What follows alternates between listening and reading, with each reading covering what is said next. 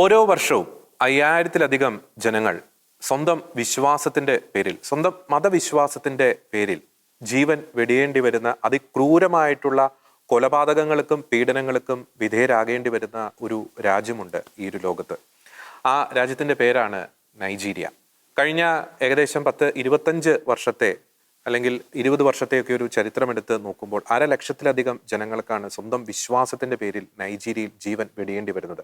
അവർക്ക് ജീവൻ വെടിയേണ്ടി വരുന്നത് ഏതെങ്കിലും രാജ്യത്തിനെതിരെ അവർ ആക്രമണം നടത്തിയിട്ടോ അല്ലെങ്കിൽ അവരുടെ കയ്യിലിരിപ്പ് കൊണ്ടോ ഒന്നുമല്ല. സ്വന്തം ക്രൈസ്തവ വിശ്വാസത്തിൽ ഉറച്ചു നിന്നു അല്ലെങ്കിൽ ഉറച്ച് നിൽക്കുന്നുണ്ട് എന്ന ആ ഒരു ഒറ്റ കാരണത്താലാണ്. എന്നാൽ ദൗർഭാഗ്യകരമെന്ന് പറയട്ടെ, ആ രാജ്യത്തിന് നേർക്ക് പല കണ്ണുകളും പോകുന്നില്ല.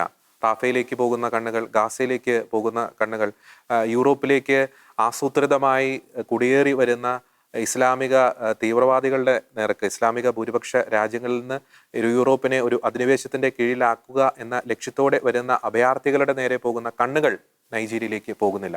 എന്തുകൊണ്ട് ലോകത്ത് ഈ ഒരു ദുരവസ്ഥ സംഭവിക്കുന്നു? എന്തുകൊണ്ട് നൈജീരിയ ക്രൈസ്തവരുടെ ഒരു കുരുതിക്കളമായി മാറിക്കൊണ്ടിരിക്കുന്നു? എന്തുകൊണ്ട് ചിലരുടെ കണ്ണുകൾ നൈജീരിയയിലേക്ക് പോകുന്നില്ല? ഈ വിഷയങ്ങളാണ് നിലപാട് എന്ന ഒരു പ്രോഗ്രാമിലെ ഇന്നത്തെ എപ്പിസോഡിൽ ഞങ്ങൾ ചർച്ച ചെയ്യാൻ ആഗ്രഹിക്കുന്നത്. ഞാൻ ജോർജി, എന്നോടൊപ്പമുള്ളത് ജോർജി. ഈ ഒരു കാലഘട്ടത്തെ നമ്മൾ വിലയിരുത്തുമ്പോൾ ഒരു പ്രക്ഷോഭങ്ങളുടെ അല്ലെങ്കിൽ പ്രതിഷേധങ്ങളുടെ ഒരു കാലഘട്ടമായിട്ട് നമുക്ക് ഈ കാലഘട്ടത്തെ വിലയിരുത്താൻ സാധിക്കും. വിവിധ രാജ്യങ്ങളിൽ പല വിഷയങ്ങളെ ചൊല്ലിയുള്ള പ്രതിഷേധങ്ങൾ, പ്രകടനങ്ങളൊക്കെ നടത്തുന്നു.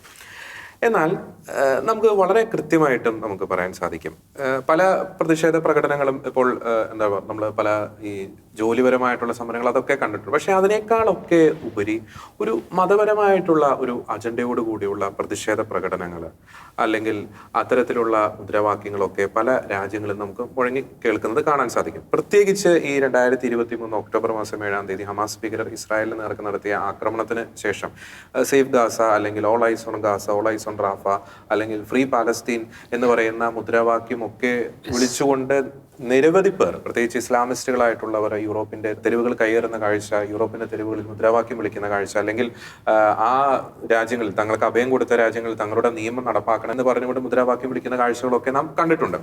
മാത്രമല്ല ഈ കാലഘട്ടത്തിൽ പല സെലക്റ്റീവായിട്ടുള്ള മനുഷ്യാവകാശ പ്രവർത്തകരെ നമുക്ക് കാണാൻ സാധിക്കും.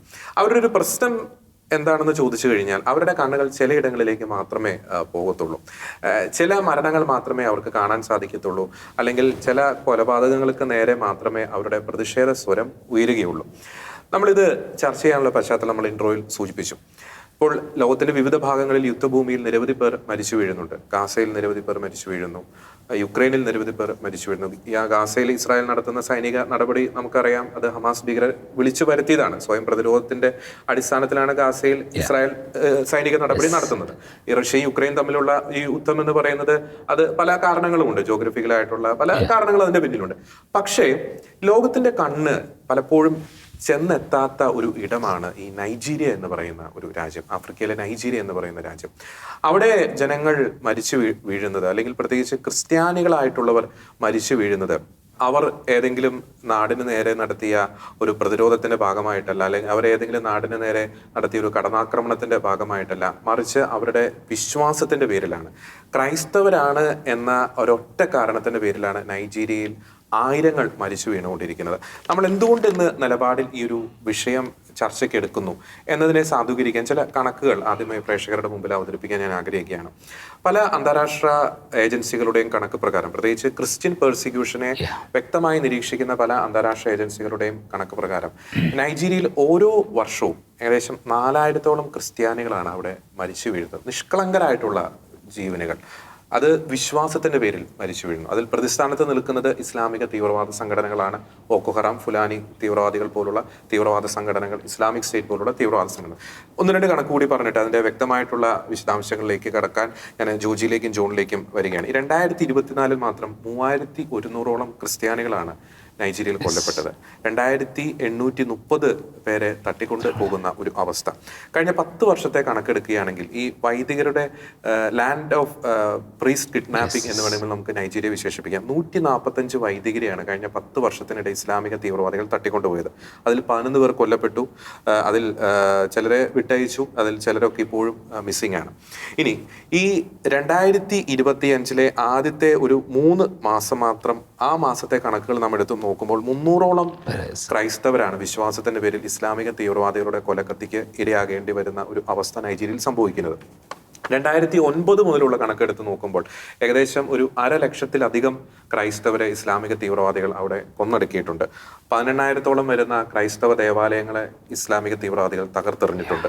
22,000-ഓളം വരുന്ന ക്രിസ്ത്യൻ വിദ്യാഭ്യാസ സ്ഥാപനങ്ങളെ അവർ തകർത്ത് എറിഞ്ഞിട്ടുണ്ട്.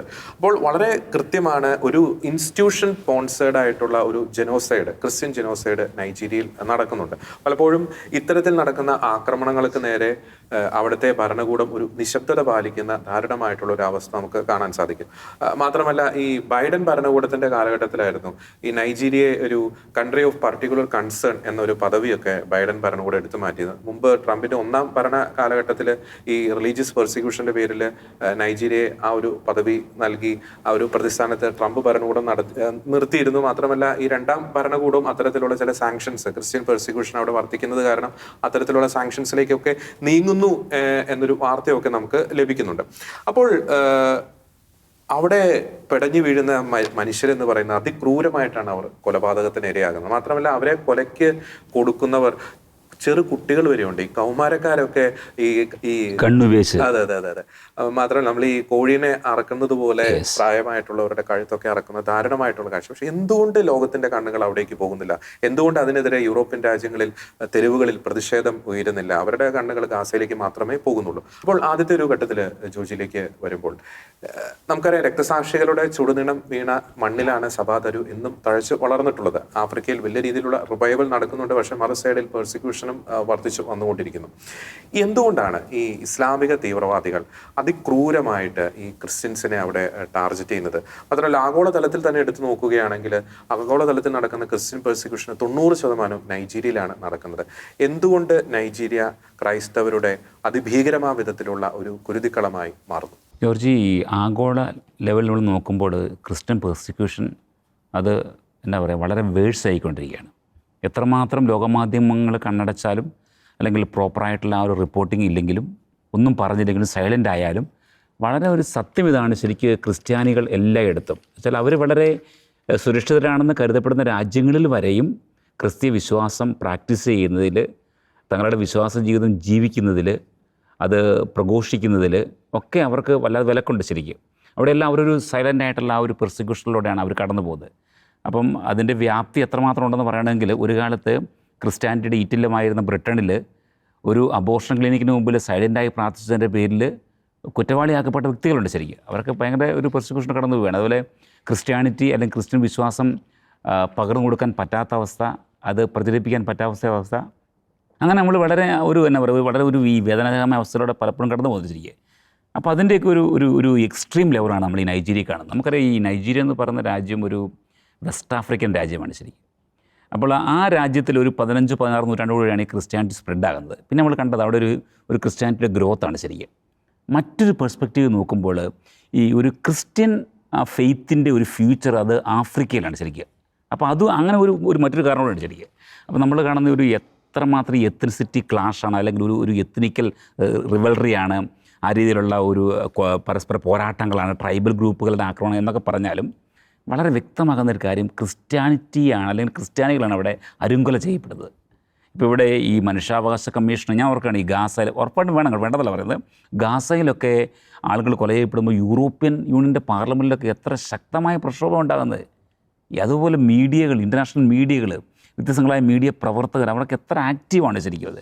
അതുപോലെ ലോകമെമ്പാടുമുള്ള വ്യത്യസ്തങ്ങളായ രാജ്യങ്ങളിലെ ക്യാമ്പസുകൾ, യൂണിവേഴ്സിറ്റികളിലൊക്കെ സ്റ്റുഡൻസ് എന്തുമാത്രം ഒരു എന്നാ പറയുക ഊർജ്ജസ്വലത, ആർജവത്തോടുകൂടിയാണ് അവർ പ്രതികരിക്കുന്നത്. ഉറപ്പായിട്ട് നമ്മൾ നിഷ്കളങ്കരായ ആൾക്കാരെ കൊല്ലുന്നത് നമ്മൾ അത് പ്രതികരിക്കണം, ഉറപ്പായിട്ട് അത് നമ്മൾ വേണ്ടെന്നല്ല പറയുന്നത്. മറിച്ച് അത്രമാത്രം ഒരു ഈ ഊർജ്ജസ്വലത, താല്പര്യം കാണിക്കുന്നവർ എന്തുകൊണ്ട് ഈ അറോമാടുകളെ പോലെ, ഞാൻ പറയാം 2006 മുതൽ എടുത്തു നോക്കുകയാണെങ്കിൽ, 2005-06 കാലഘട്ടം എടുത്ത് നോക്കുകയാണെങ്കിൽ അവിടെ വളരെ നമുക്ക് കാണാൻ സാധിക്കും ഈ ഗാസയിൽ ജനോസൈഡ് എന്ന് പറയുന്നു. പക്ഷെ അതിനേക്കാളും സിവിയർ അവസ്ഥയിൽ നൈജീരിയയിൽ ഒരു ജനോസൈഡാണ്. But it is silent, no one is noticing it. അപ്പോൾ അതാരും ശ്രദ്ധിക്കാത്തതാണോ ശ്രദ്ധിക്കാൻ താല്പര്യമില്ലാത്തതാണോ ആ വിഷയം അത്. അപ്പം ഈവൻ നമ്മൾ മനസ്സിലാക്കണം, ക്രിസ്ത്യൻ രാജ്യങ്ങൾ എത്രമാത്രം പ്രോമിനൻ്റ് രാജ്യങ്ങളുണ്ട്. അവിടുത്തെ കൺസേൺഡായ അതോറിറ്റീസിനോ അല്ല അതുമായി ബന്ധപ്പെട്ടുള്ള ആൾക്കാർക്ക് പോലും ഇതിനെക്കുറിച്ചൊരു പ്രതികരിക്കാനോ അല്ലെങ്കിൽ ഒരു ക്രിയാത്മകമായി എന്തെങ്കിലും ചെയ്യാനോ ഒന്നും ഒരിക്കലും താല്പര്യം. ഉറപ്പായിട്ടും സഭയുടെ ശക്തി എന്ന് പറയുന്നത് അത് ഉറപ്പായിട്ടും രക്തസാക്ഷികളുടെ ചുടുതണമാണ്. പക്ഷേ പിടഞ്ഞു വീഴുന്ന മനുഷ്യരുടെ ജീവന് യാതൊരു വിലയും കൊടുക്കാതെ ഇങ്ങനെ ലോകരാജ്യങ്ങൾ കണ്ണടയ്ക്കുന്നത് അത് ഭയങ്കരമായ ഒരു അപകടമാണ് ശരിക്കും. അപ്പോൾ അവിടെ അതിനെക്കുറിച്ചൊക്കെ പഠനം നടത്തിയ ചില ഏജൻസികൾ പറയുന്ന കാര്യങ്ങളാണ്, it's A silent conspiracy. It's A ജനസൈഡ്. Yes, surely it's A ജനസൈഡ്. എന്നുവെച്ചാൽ ഒരു ക്രിസ്ത്യാനിറ്റി ഇല്ലാതാക്കാൻ ആഫ്രിക്കയിൽ, പ്രത്യേകമായിട്ടൊരു മേജർ രാജ്യമായ ഈ നൈജീരിയയിൽ ക്രിസ്ത്യാനിറ്റി ഇല്ലാതാക്കാൻ അതിലൂടെ ആഫ്രിക്കൻ കോണ്ടിനെൻറ്റിൽ മുഴുവനും ഒരു പ്രത്യേകമായ ഒരു തീവ്ര സ്വഭാവമുള്ള ചില സംഘടനകൾ പ്രവർത്തിക്കുന്ന ആ ഒരു പ്രവൃത്തിയുടെ ഫലമാണ് ശരിക്കും ഉണ്ടാകുന്നിരിക്കുക. അപ്പോൾ അവർ ചെയ്യുന്നത് ഒരു ജനസൈഡാണ്, അല്ലാതെ അതൊരു ഇത്തനിക്കൽ ക്ലാഷോ അല്ലെങ്കിൽ മറ്റെന്തെങ്കിലും ഒരു എന്നാ പറയുക കർഷകരുടെ കൂട്ടക്കൊലയോ അല്ലെങ്കിൽ ഒന്നുമല്ല, മറിച്ച് ഒന്നുമല്ല, ഇതൊരു ഐഡിയോളജി ക്ലാസ്സില്ല, മറിച്ച് മനസ്സിലാക്കണം അതൊരു ക്രിസ്ത്യൻ ജനോസൈഡാണ് ശരിക്കും സംഭവിക്കും. ഇനി മറ്റൊരു ചെയ്ത് പറയുകയാണ് ശരിക്കും ഈ നൈജീരിയയുടെ സദേൺ പാർട്ടിലാണ് ക്രിസ്ത്യാനിറ്റിയുടെ പോപ്പുലേഷൻ കൂടുതലായിട്ടുള്ളത്. ശരി നമുക്കറിയാം, 23 കോടിയോളം ജനങ്ങളുണ്ട് ഇവിടെ. അതിൽ 46% ക്രിസ്ത്യൻസും അത് തുല്യമായ രീതിയിലുണ്ട് ഇസ്ലാമിസം. പിന്നെ കുറച്ച് അവിടുത്തെ ഒരു എത്നിക്കായിട്ടുള്ള ഗ്രൂപ്പുകളുണ്ട് ശരിക്കും.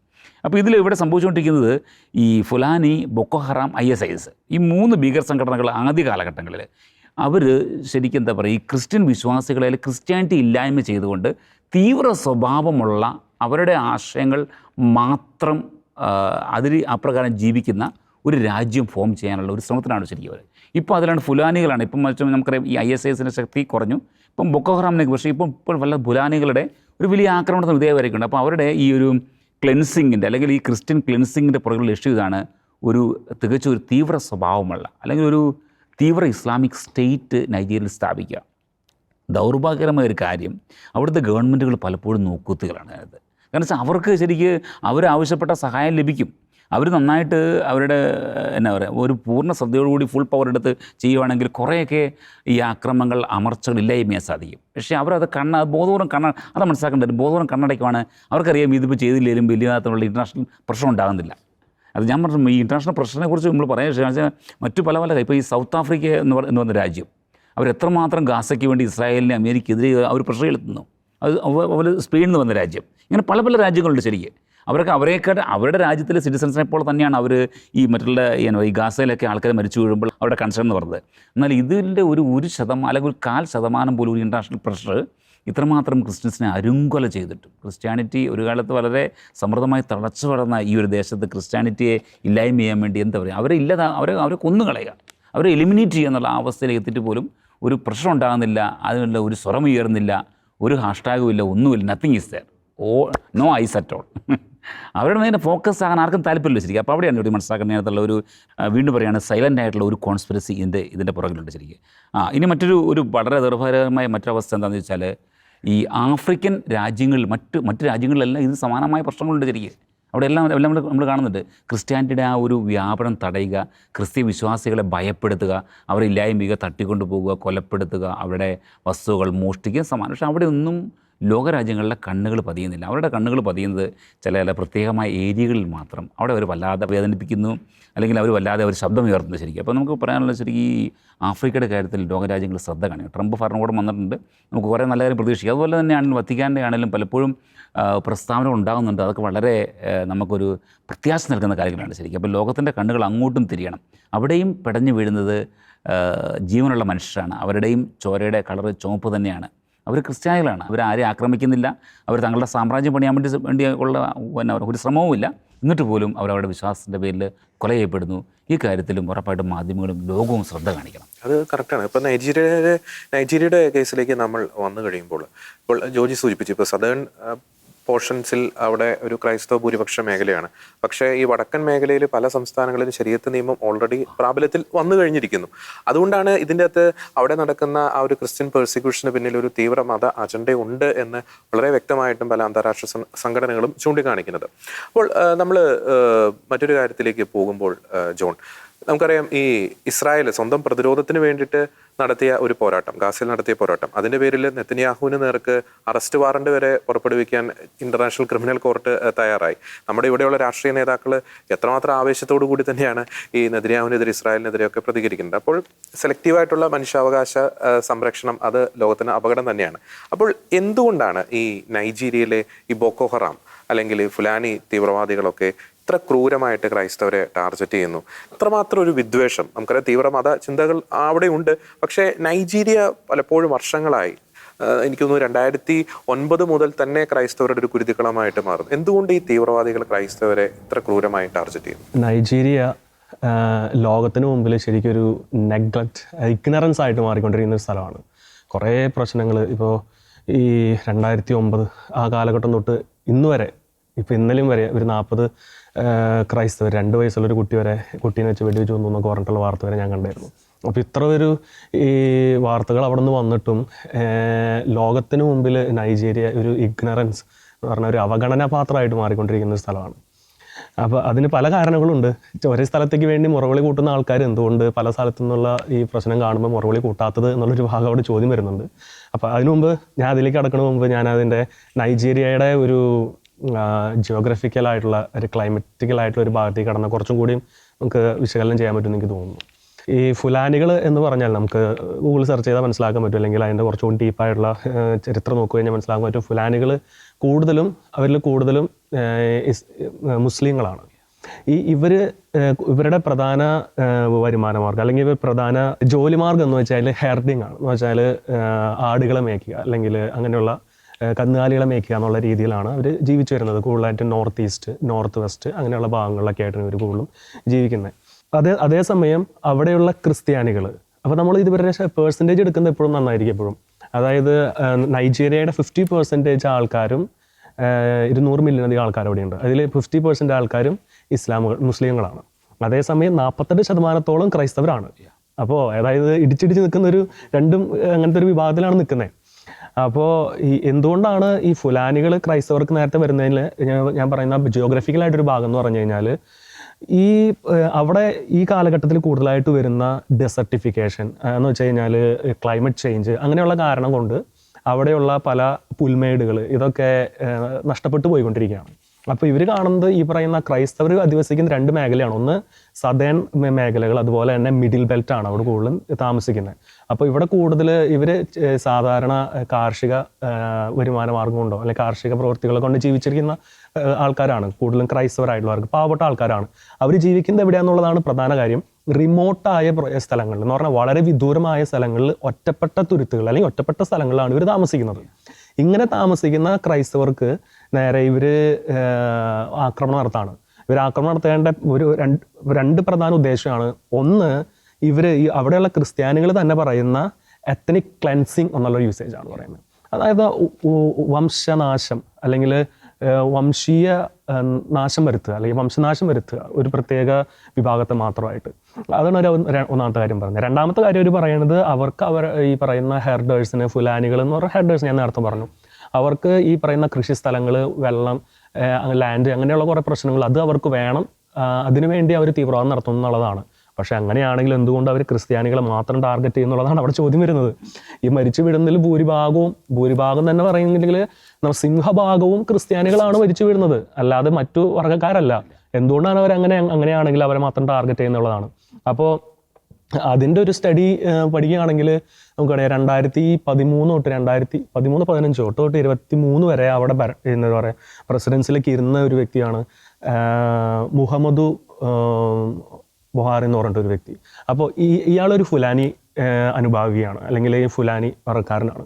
അപ്പോൾ കൂടുതലും പറയണത് ഈ ഗവൺമെൻറ് അവിടെയുള്ള പൊളിറ്റിക്കൽ കൂടുതൽ രാഷ്ട്രീയ പാർട്ടികൾ അവിടെയുള്ള രാഷ്ട്രം കൂടുതലും ഈ ഫുലാനി ഈ പറയുന്ന സംരക്ഷണത്തിന് വേണ്ടി വഴിവെക്കുന്ന ആൾക്കാരാണെന്ന് പറയാം.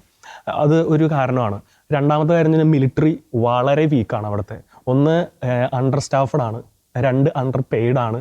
പിന്നെ ആവശ്യത്തിനുള്ള എക്യുപ്മെൻറ്റ്സ് അവിടെ വളരെ കുറവാണ്. ഇതാണ് അവിടുത്തെ രണ്ടാമത്തെ പ്രശ്നമായിട്ട് വരുന്നത്. മൂന്നാമത്തെ അവിടെ വേറൊരു പ്രശ്നമായിട്ട് വന്നിരിക്കുന്നത് ജുഡീഷ്യൽ സിസ്റ്റമാണ്. നമ്മുടെ നാട്ടിൽ ഇതിൻ്റെ ചില ഭാഗങ്ങളൊക്കെ കാണാൻ പറ്റും.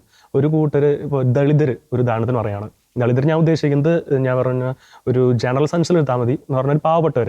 പാവപ്പെട്ടവൻ കോടതി കയറിയാൽ, അല്ലെങ്കിൽ ഇത് കോടതി പറയുന്നത് എങ്ങനെയാണല്ലോ, 1000 കുറ്റവാളികൾ രക്ഷിക്കപ്പെട്ടാലും ഒരു നിരപരാധി പോലും ശിക്ഷിക്കപ്പെടരുത് എന്നാണല്ലോ കോടതി പറയാം.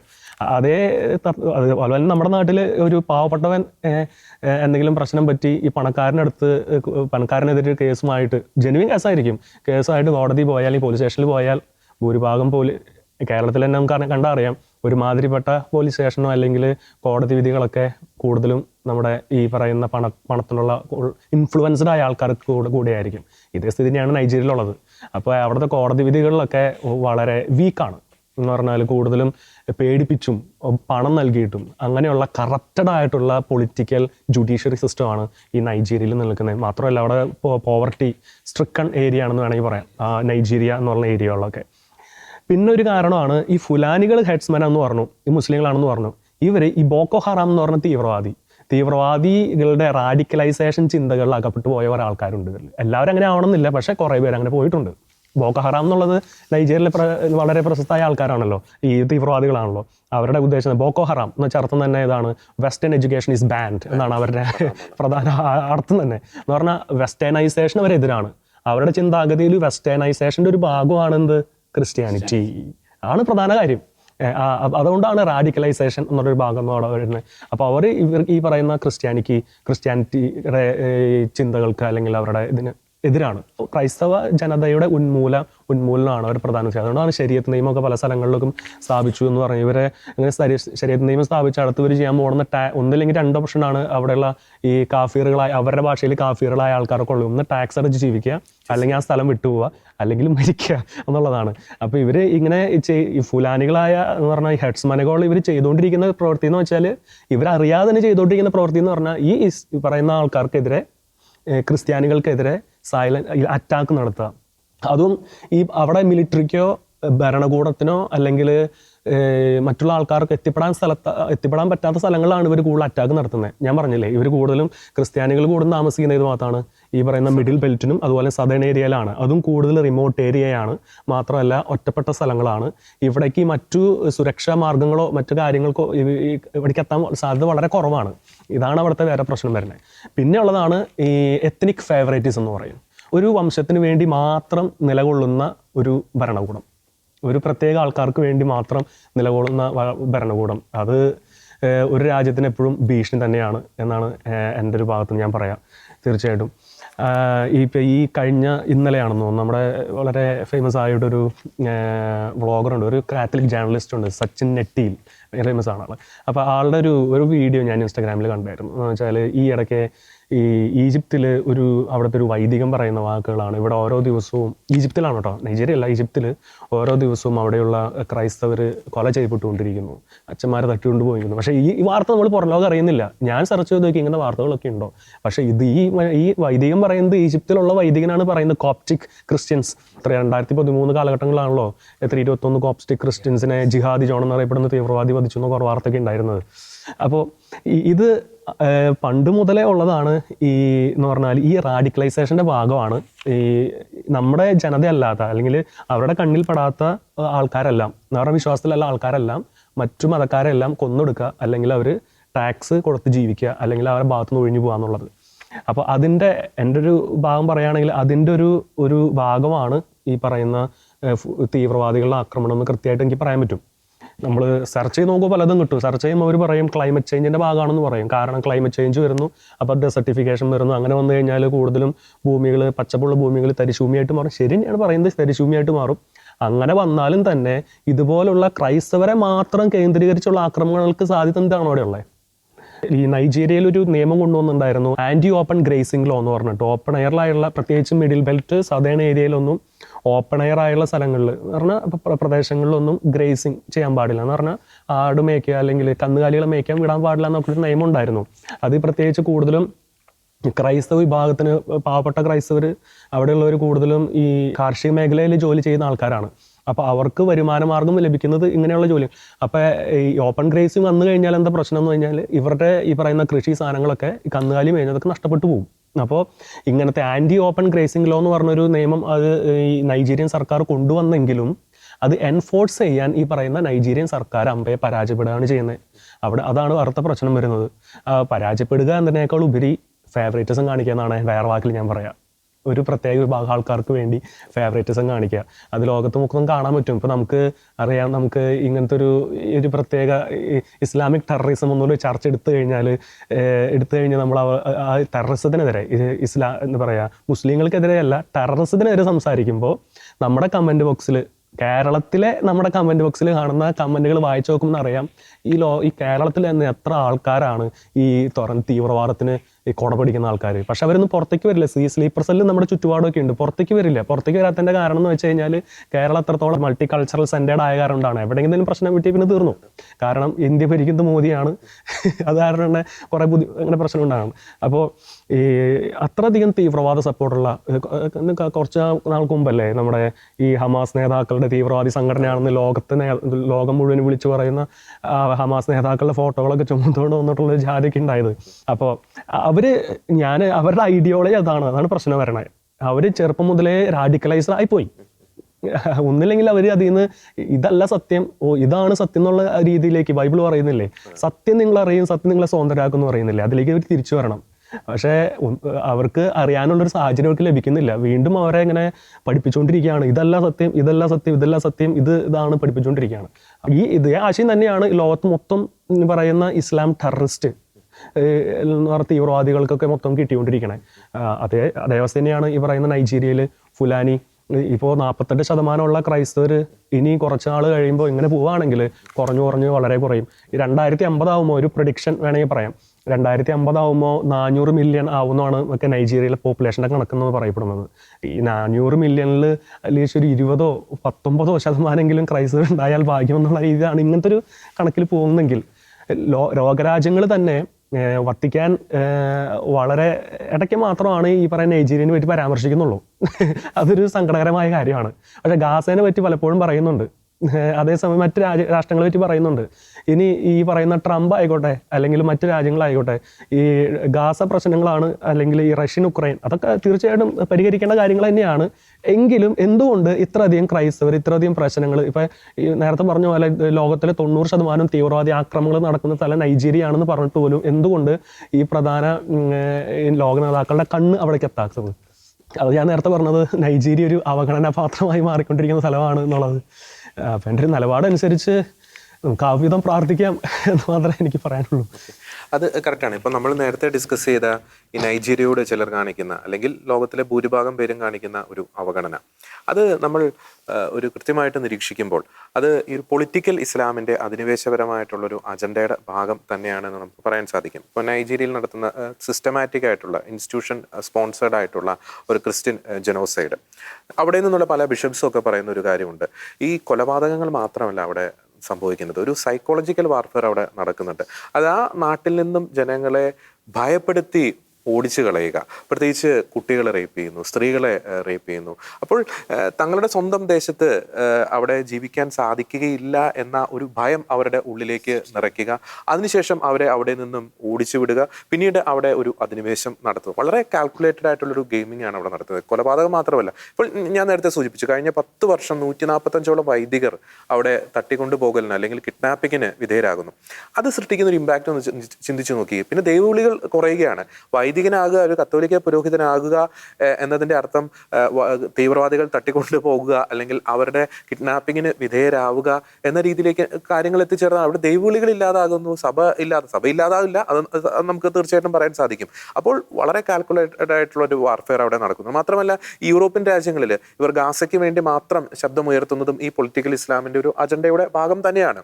അർത്ഥത്തിൽ പറയുകയാണെങ്കിൽ തങ്ങൾ മാത്രം മതി, അല്ലെങ്കിൽ തങ്ങളുടെ പ്രതിഷേധ സ്വരം മാത്രം ലോകം കേട്ടാൽ മതി എന്ന ഒരു ഫാർ റീച്ചിങ് ആയിട്ടുള്ള ഇമ്പാക്റ്റ് ഉണ്ടാക്കുന്ന ഒരു അജണ്ട ഇതിൻ്റെ പിന്നിലുണ്ടെന്ന് നമുക്ക് പറയാൻ സാധിക്കും. മാത്രം ഒരു കാര്യം കൂടി പറഞ്ഞ് ഞാൻ അവസാനിപ്പിക്കുകയാണ്. അവിടെയുള്ള വൈദികരും ബിഷപ്സൊക്കെ പറയുന്ന ഒരു കാര്യം കൂടിയുണ്ട്.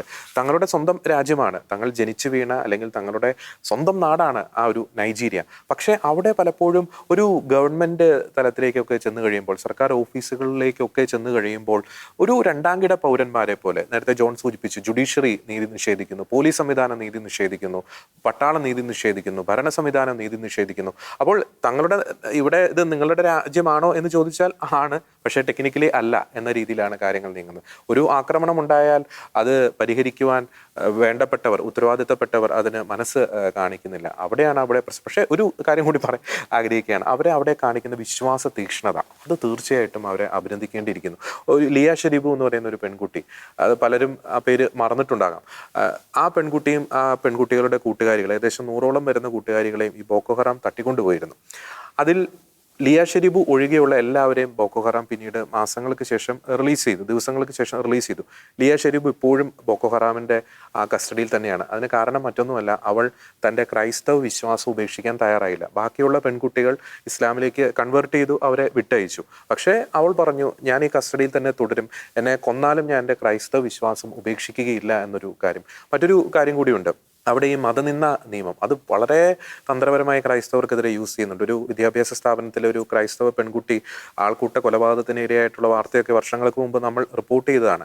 അപ്പോൾ തീർച്ചയായിട്ടും നമ്മൾ ജോൺ പറഞ്ഞ അവസാനിപ്പിച്ച പോലെ ശക്തമായിട്ട് പ്രാർത്ഥന ഉയരേണ്ട ഒരു കാലഘട്ടമാണിത്.